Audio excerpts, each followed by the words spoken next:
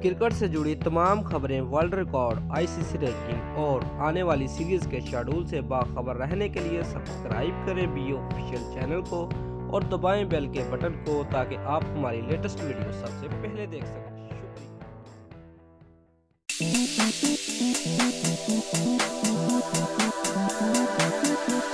Pakistan cricket board ने head coach Mickey Arthur को selection मामलात पर लपकशाई से रोक दिया।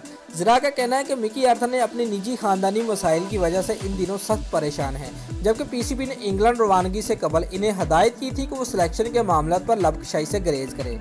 व्यूज यही वजह है कि लाहौर में कौमी क्रिकेट टीम के ट्रेनिंग कैंप के दौरान मीडिया का मिकी आर्थर के साथ कोई सेशन नहीं रखा गया था। जरा के मुताबिक मिकी आर्थर ने कामरान अकमल, वहाब रियाज, फवाद आलम, मोहम्मद हफीज और दीगर खिलाड़ियों के बारे में जो पुलिसी बयान दिए, इस पर बोर्ड ने इंग्लैंड रवानगी से कबल कोच को तलब करके इन्हें ज़बान बंदी की हदायत की है। व्यूज पाकिस्तान क्रिकेट बोर्ड के आला इख्तियाराती अफसरान ने मिकी आर्थर को समझा दिया है कि आइंदा गैर जिम्मेदाराना बयान बर्दाश्त नहीं किए जाएंगे, लिहाजा आप जरहाना बयान से गुरेज करें, क्योंकि इस तरह बयान देने का अंदाज बोर्ड की पॉलिसी के मुनाफी है। व्यूज राय का मजीद कहना है कि मिकी आर्थर गुज़िश्ता कई हफ्तों से अपनी खानदानी मसाइल की वजह से परेशान है। गुज़िश्ता दिनों उनकी अपनी अहलिया के साथ 3 दहाइयों पर मुश्तमिल ताल्लुक़ ख़त्म हो गया।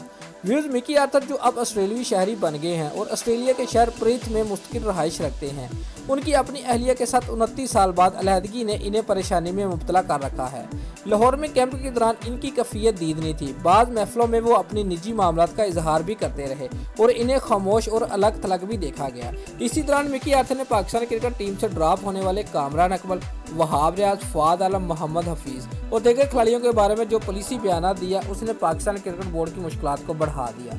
व्यूज मीडिया में बयानात और इंटरव्यू से ये तासर मिल रहा था कि Pakistan cricket board, selection committee और टीम इंतजामिया इन खिलाड़ियों को खुदा हाफिज कहने के लिए तैयार है। मिकी आर्थर ने हेड कोच और इंजमामुल हक ने चीफ सिलेक्टर बनने के बाद सरफराज अहमद को तीनों फार्मेट का कप्तान बनवाया।